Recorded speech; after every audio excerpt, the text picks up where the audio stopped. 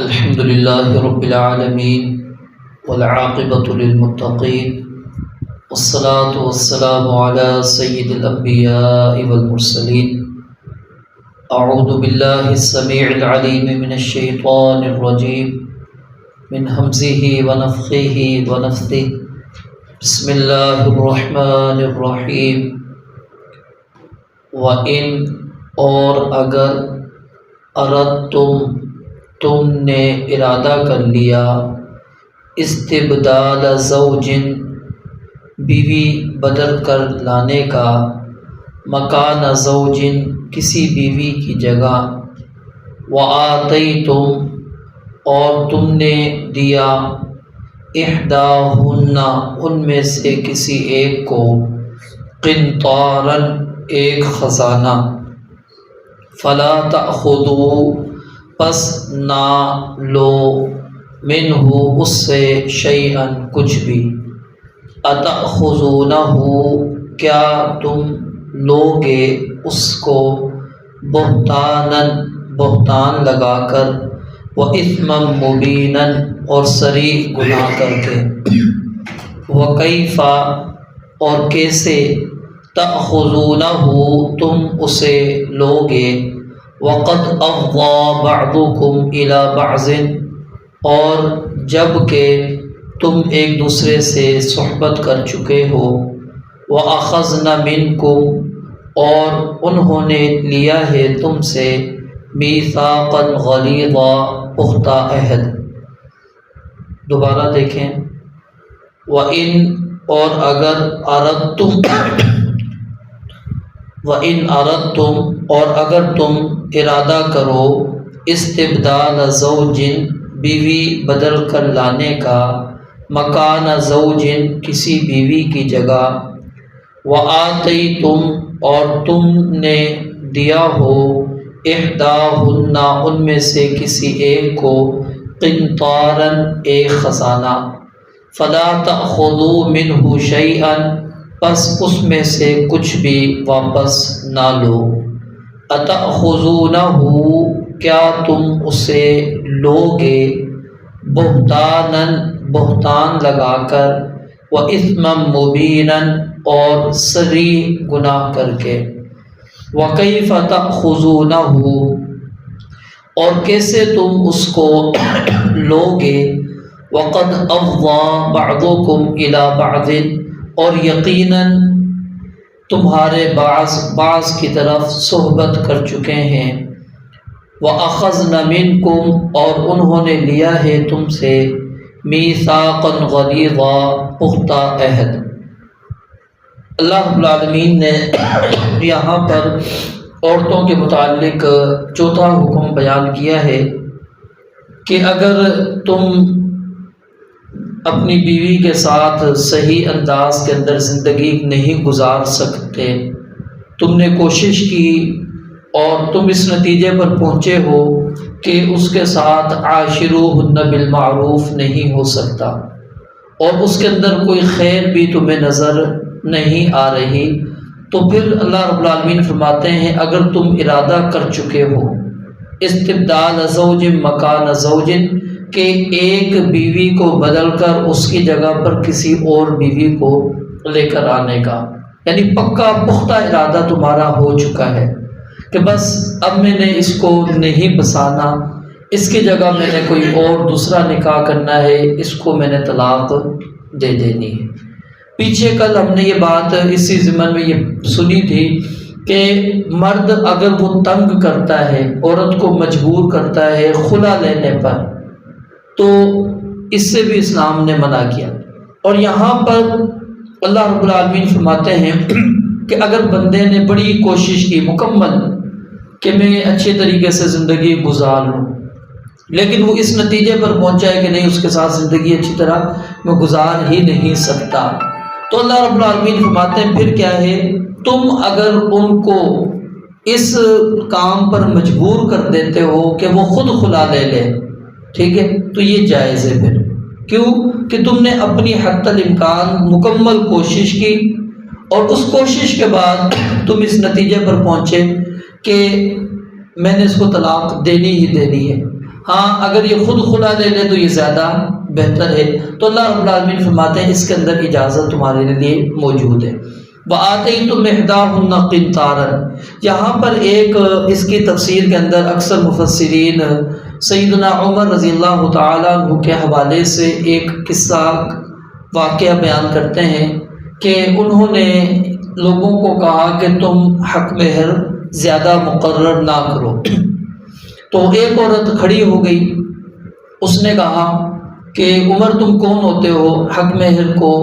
کم کرنے والے اور اس کی ایک مقدار کا تعین کرنے والے؟ اللہ رب العالمین نے تو قرآن مجید میں کہا ہے کہ وَآتَيْتُمْ إِحْدَاهُنَّ قِنْطَارًا، کہ تم نے ان میں سے کسی ایک کو ایک خزانہ دیا ہو۔ قنطار ایک یعنی ڈھیر، خزانہ، وہ تم نے دے دیا ہو تو تم تو مخصوص کر رہے ہو۔ تو عمر رضی اللہ تعالیٰ نے کہا کہ میں غلطی پر تھا، اس عورت نے میری اصلاح کر دی۔ یہ واقعہ یاد رکھیے سند کے اعتبار سے درست نہیں ہے، ثابت نہیں ہے۔ امام البانی رحمۃ اللہ علیہ نے اپنی کتاب ارواء الغلیل کے اندر بڑی تفصیل کے ساتھ اس پر سندی بحث کی ہے اور اس کے ضعف کی طرف انہوں نے اشارہ کیا کہ یہ واقعہ سیدنا عمر رضی اللہ تعالیٰ عنہ سے ثابت نہیں ہے کہ کوئی اس طرح کا انہوں نے پیش کیا اور اس کے بعد عورت نے ان کو یاد دہانی کروائی اور اس پر یہ بات ہوئی، کوئی ایسی بات نہیں ہے۔ لیکن اکثر تفاسیر آپ پڑھیں گے تو وہاں پر یہ واقعہ اس ضمن کے اندر لکھا ہوا آپ کو ملے گا۔ وَآتَيْتُمْ إِحْدَاهُنَّ قِنْطَارًا، اللہ فرماتے ہیں اگر تم نے ان میں سے کسی ایک کو ایک خزانہ دیا ہوا ہے تو فَلَا تَأْخُذُوا مِنْهُ شَيْئًا، اس سے کچھ بھی واپس نہ لو۔ کیوں؟ اس کی علت کیا ہے وہ اگلی آیت کے اندر اللہ تعالیٰ نے بیان فرما دی، اور وہ کیا ہے کہ تم ایک دوسرے کے ساتھ اپنے جسم کو ملا چکے ہو۔ افواہ اس کو کہتے ہیں جسم کا جسم کے ساتھ ملنا۔ تو کنایے کے اندر ہم کیا ہے صحبت کا لفظ استعمال کر لیتے ہیں کہ جب تم نے اس کے ساتھ تعلق کو قائم کر لیا ہے اور وہ اس کا جسم تمہارے لیے استعمال، تمہارا جسم اس کے لیے استعمال ہو چکا ہے، تو اب کس بنیاد کے اوپر اللہ رب العالمین فرماتے ہیں کہ تم اس سے مہر واپس لیتے ہو؟ تو یہ مہر یہاں سے یہ بات بھی ثابت ہو گئی کہ اگر بندے نے مہر دے دیا ہے اور اس سے بیوی کے ساتھ تعلق بھی قائم کر چکا ہے تو اس کے بعد اگر وہ طلاق اس کو دیتا ہے تو اس میں سے کچھ بھی واپس نہیں لے گا۔ اور پیچھے بھی میں نے آپ کو حدیث بتائی تھی کہ اصل میں مہر جو مقرر کیا گیا ہے وہ کیا ہے؟ مستحللتم بہ الفروج، کہ جس کی وجہ سے اللہ رب العالمین نے عورت مرد کے لیے حلال کر دی ہے، اس کی وجہ سے اللہ رب العالمین نے یہ حق مہر رکھا ہے۔ تو جب اللہ رب العالمین نے حق مہر اس بنیاد پر رکھا ہے تو انسان جب طلاق دے رہا ہو تو پھر اس کو کہے کہ جی واپس کرو، یہ درست بات نہیں ہے۔ اللہ فرماتے ہیں اتأخذونہ بہتانا، کیا تم اس سے لینا چاہتے ہو بہتان باندھ کر؟ اب بہتان کیا ہے کہ مطلب جب تم اس سے واپس لوگے تو مطلب ہے کہ تم نے اس کے اوپر الزام لگایا کہ میں نے تمہارے ساتھ غلط تعلق قائم کیا،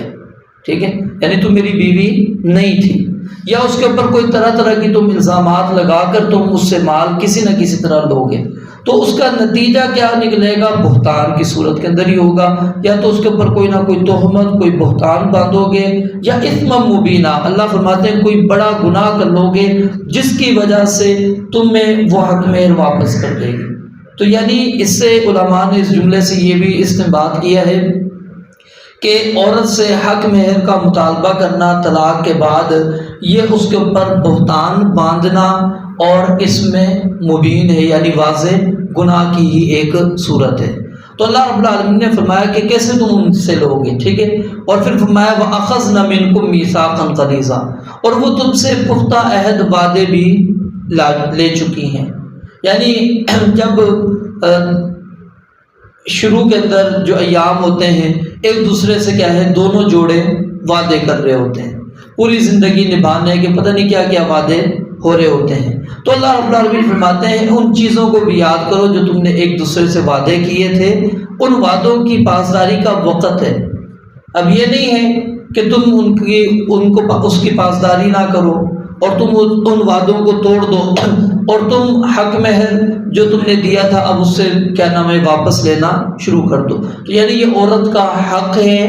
عورت سے کسی بھی صورت میں مرد واپس نہیں لے سکتا۔ صرف ایک صورت یہ ہے کہ عورت اگر وہ خلا دیتی ہے پھر اسلام کہتا ہے کہ اس کو واپس کرو، وگرنہ اسلام یہی کہتا ہے کہ یہ عورت کا حق ہے، چاہے تم نے اس کو رکھنا ہے تو امساک بمعروف، اچھے طریقے سے اس کو رکھ لو، یا پھر اس کو چھوڑنا ہے تو تسریح باحسان، اچھے طریقے سے اس کو چھوڑ دو۔ اور پھر سورہ بقرہ کے اندر ہم نے یہ چیز بھی اسی ضمن میں پڑھی تھی کہ جب بندہ طلاق دے تو وَلِلْمُطَلَّقَاتِ مَتَاعٌ بِالْمَعْرُوف، اللہ نے کچھ اور متاع فائدہ بھی رکھا تھا کہ ان کو دل جوئی کرنے کے لیے کچھ نہ کچھ ان کو اضافی تم دے کر جاؤ۔ مقصود کیا تھا کہ اضافی دینے کا، تاکہ یہ بہتان والی کیفیت نہ آئے، الزام تراشیوں والی کیفیتیں نہ آئے۔ لیکن کیا ہے، معاشرے کے اندر ہم دیکھتے ہیں تو جب رشتہ ختم ہو رہا ہوتا ہے تو دونوں جانب سے ایک دوسرے کے اوپر بہت زیادہ الزامات کی بچھاڑ کی جاتی ہے، اور بھول جاتے ہیں کہ ہم نے زندگی کا ایک اتنا لمبا عرصہ گزارا تھا، ہم ساتھ رہے ہیں، اور ممکن ہے آگے کبھی اللہ تعالیٰ ہمارے لیے سبب بنا دے، لیکن ہم وہ سارے راستے بند کر کے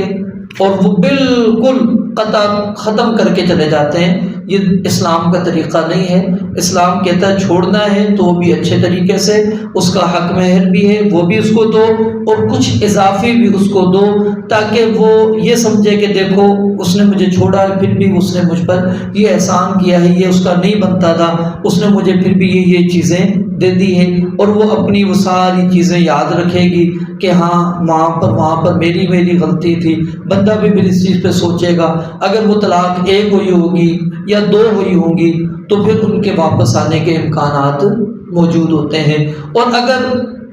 بالفرض وہ 3 طلاقیں بھی ہو چکی ہوں ان کی، اور پھر وہ کہیں اور زندگی گزار لے عورت جا کر، پھر وہ اس کا خاوند فوت ہو جاتا ہے یا وہاں سے بھی طلاق ہو جاتی، تو پھر دوبارہ وہ آنا چاہتی ہو تو پھر اسلام نے وہ راستہ اس کے لیے کھولا ہے۔ اور یہ کب ہوگا؟